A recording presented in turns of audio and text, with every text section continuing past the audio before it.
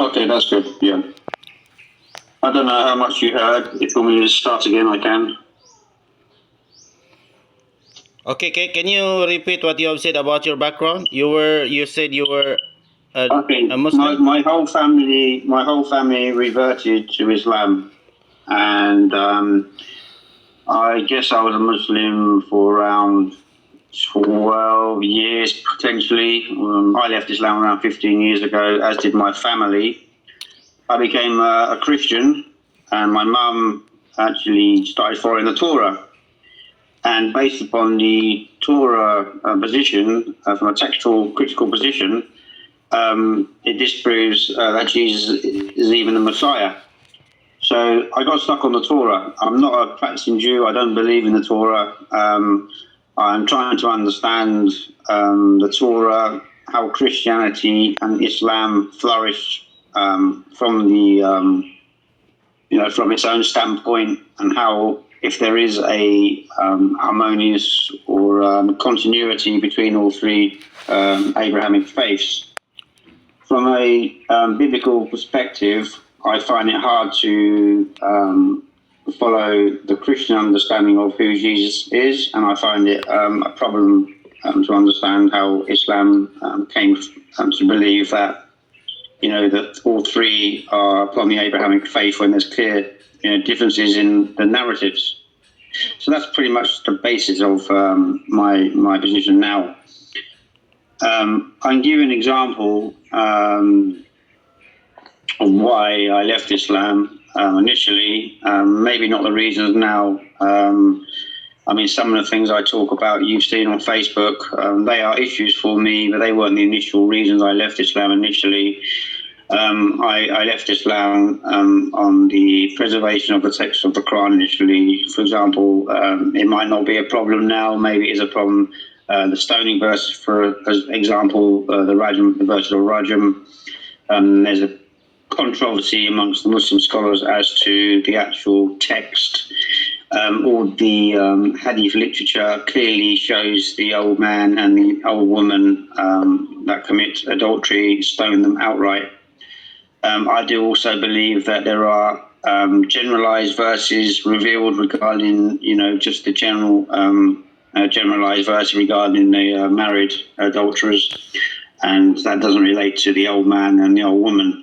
Now, I'm going to give you an example, which my Muslim friend actually thought it was a fantastic example.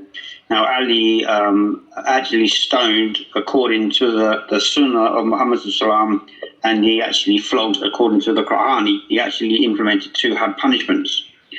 And my conclusion with my Muslim friend, actually, that's amazing reasoning, actually, is that there were verses revealed as a generalized ruling for the married adulterer and adulteresses. There are also the verse regarding the old man and the old woman, because the old man and the old woman verse actually says stone them outright. So I concluded that the reason the Quran says stone them out, well, the Quran, the Hadith says stone them outright, is because they wouldn't have been able to endure the 2 had punishments. They wouldn't have been able to endure the flogging first, then the stoning. But that's my conclusion. My Muslim friend agreed with me. He said that's probably the best understanding he's actually came across so far, because it's very clear from the hadith. Like I said, Ali radiallahu anhu, he clearly implemented 2 punishments. Like I said, one was this flogging, and the other was the stoning. That's the background of my conclusion. So let me get this right. The reason you left Islam is because of the preservation of the Quran, and you're mentioning about stoning. What about the stoning? Are you saying that the stoning should be in the Quran now, in the text, or what? Because we believe that the verse of stoning was revealed to Prophet Muhammad sallallahu alaihi wasallam, but there is called nasikh wal mansukh. There is an abrogation. And one of the types of abrogation is the abrogation of the text, but not on the ruling. So this is not this is not an issue in Islam. But let me ask you: after you leave Islam, what is your belief right now? Are you a Christian or a Jew, or are you following Judaism, or are you an atheist? when I became when I left Islam, I became a Christian. I'll tell you why I became a Christian. No, no, no. Because, I'm asking your belief right now, right now.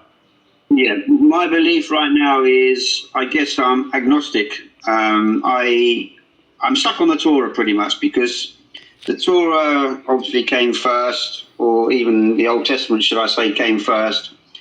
And throughout the Old Testament, when you come from when you look at the prophets from Isaiah through to Jeremiah through to Malachi, the last prophet, they all have a continuity between their belief and teaching, and that belief and teaching is relating to a time when the Messiah, which is the version of the Messiah the Jews believe in, when the temple will be rebuilt and the sacrificial system will also be implemented, and even the foreigners, the non-Jews, will observe the Sabbath, and even the Ishmaelites will also come and make these sacrificial offerings according to Isaiah, which the Muslims call Isaiah 60.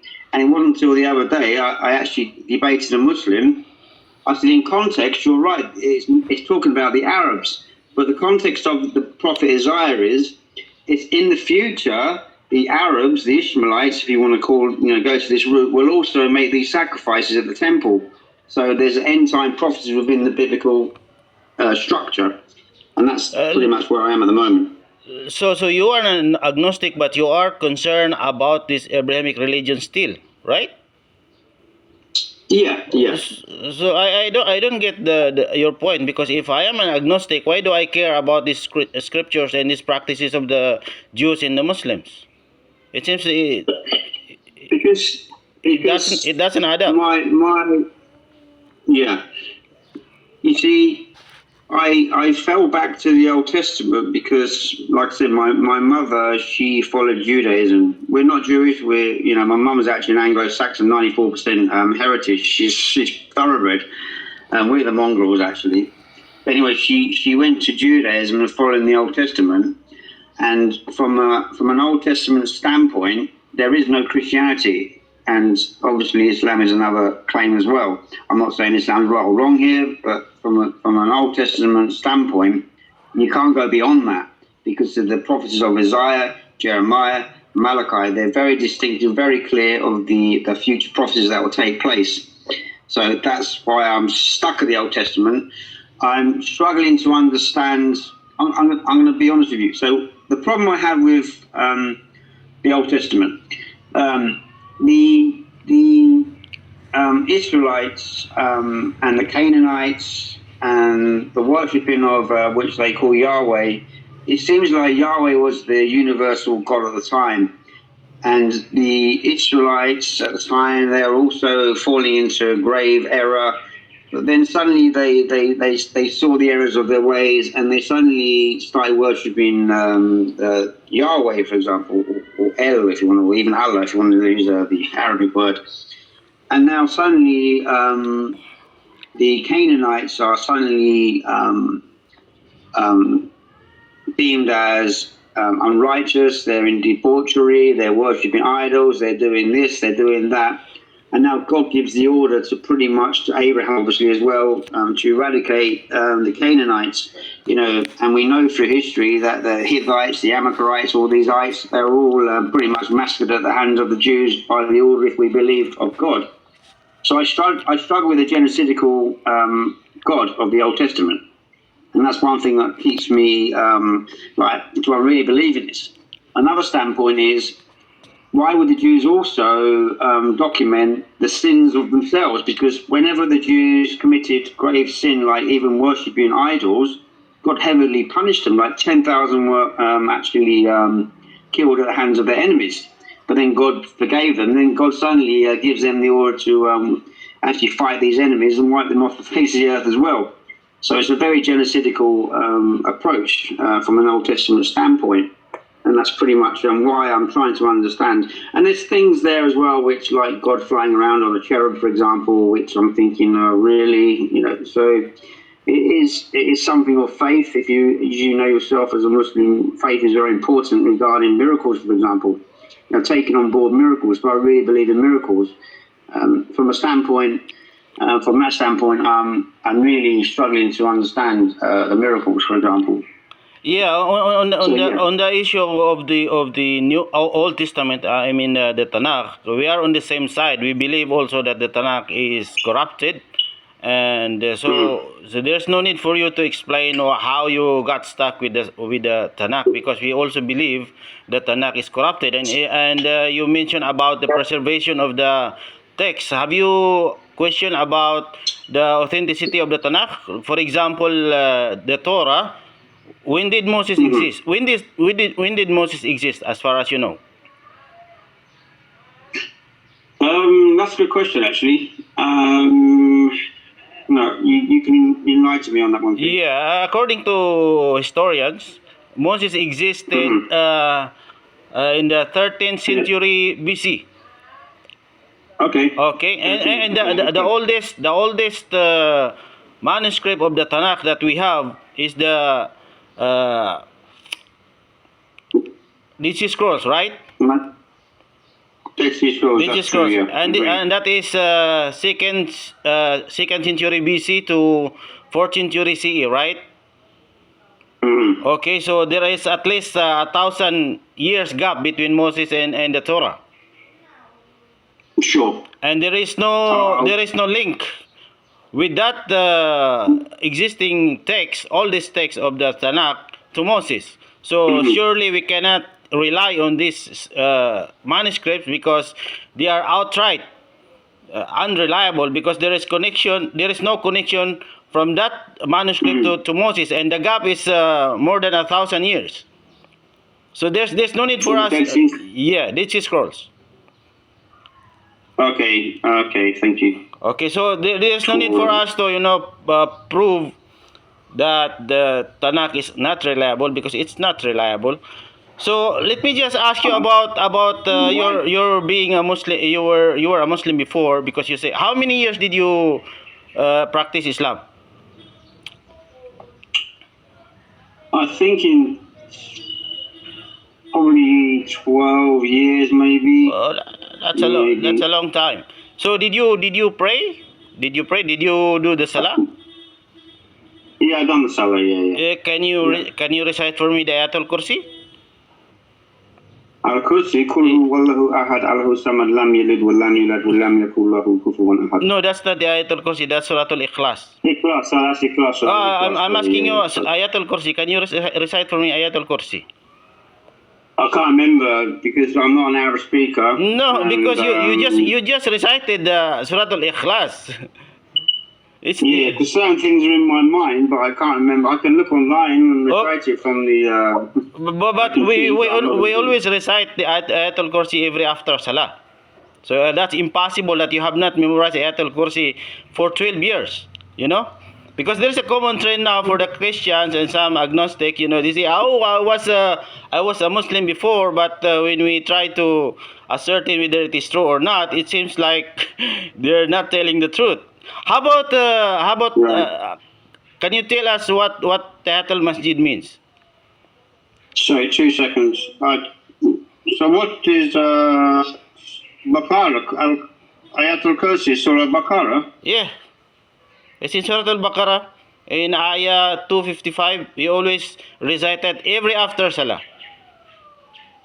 No, I'll never have them. So how about this one? How about Tashahud? Can you recite for us the Tashahud? We always do this Tashahud in the Salah.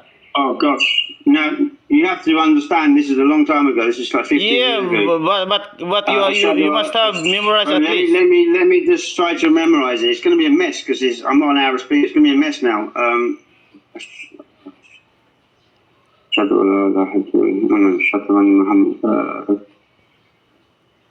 Tashahud.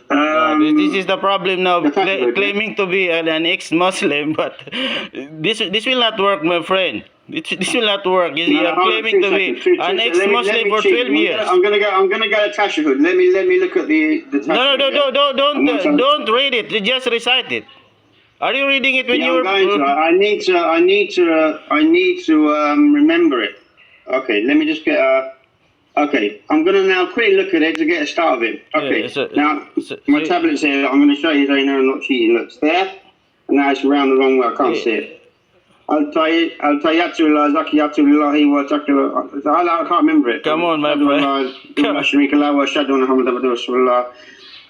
Sending peace and blessings upon Muhammad and Abraham. I know. No, this is I know the good, translation. I know the meaning and the translation. But this is 15 years ago, bro. just memorize it. Just recite it. The whole tashahud. Tashahud awal and tashahud akhir. I just told you that's 15 years ago, bro. Even if it is 15 years, you can you have known it for No. 12 years. Speaker. Like, It doesn't matter. I'm not an Arab speaker as well. It doesn't matter because you have to memorize it in Arabic anyways.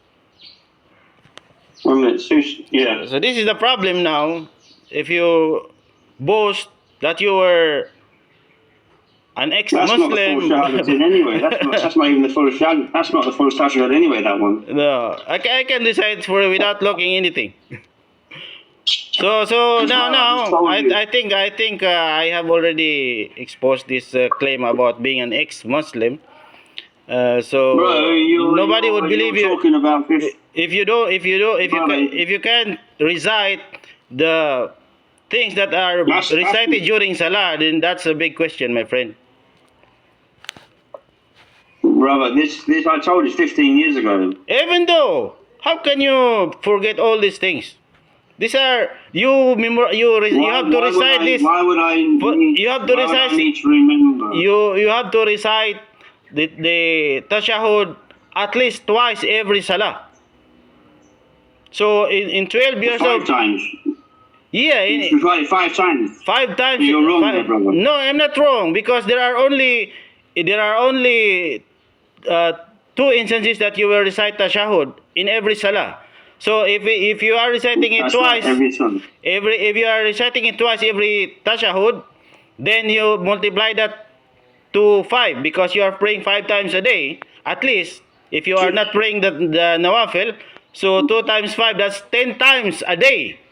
You are reciting that, but you say you forgot it. So that exposes you, my friend. Versions. I'm trying to find the version I used to recite. That one I've just shown you is actually not the one I recite. I recited the longer version, and I can't even find it. There's no longer version. There's no longer version. There's loads of versions. There's loads of versions. There is none. You're talking about the one that you recited is the Tahiyat al-Akhir, the Tahiyat al-Awwal. The longer version that you're talking about is with the Tahiyat al-Akhir. Allahumma salli ala Muhammad wa ali Muhammad kama sallaita ala Ibrahim. That's the part that you will include in the Akhir tashahud. Right. So now it's clear that you're not an ex-Muslim. You're just claiming that it's not you that is doing this. There are so many Christians that are doing this, claiming to be an ex-Muslim when in fact they were not. So anyway, let's start. First of all, you have no right to deem me as a liar. Okay, I've told you the truth. I'm an ex-Muslim. You can deny whatever. I just recited Surah Ikhlas, which is a non-Muslim shouldn't be able to do anyway. I made a mistake. I'm trying to recite the Tashahhud because I can't remember it. The one I saw wasn't the one I used to recite. There's another one here, part of it, which is part of it. Allahumma salli ala Muhammadin wa ala Muhammad kama sallaita ala Ibrahim wa ala Ibrahim. That's the end part. I found the end part. That's the akhir. I already told you that's the akhir one. You shouldn't say that. In fact, that's the akhir one. I don't want to talk to you. That's the akhir. If you're going to... Listen, brother, you need to calm down because if you're going to talk to me like that, call me a liar, I don't want to speak to you. No, you made a claim and I tested your claim and it turned out that you are not telling the truth. Okay, you recited Right. We're done. You recited Surah Al-Ikhlas. We are done, brother. We're done. Astaghfirullah, Yaki. I'm going. Well, Astaghfirullah. You're not a Muslim. You said. Yaki, bye-bye. So I will be posting this on YouTube, my friend. I will be posting this on YouTube. I am recording this. That's fine. Okay. It's not a problem at all. Okay. So, would you like to recite the Surah Al-Falaq? Brother, I'm done with you. Okay. We're done. So you are exposed. Thank you, brother. No, you're telling lies now, brother. You are telling lies because you cannot support your claim. No, I'm done with you, brother, anyway. Okay, bye-bye. Allah Hafiz. Jazakallah khairan. Allah Hafiz. May God be the curse on the liars. Astaghfirullah, ya akhi. You are one liar. I swear. Wallahi,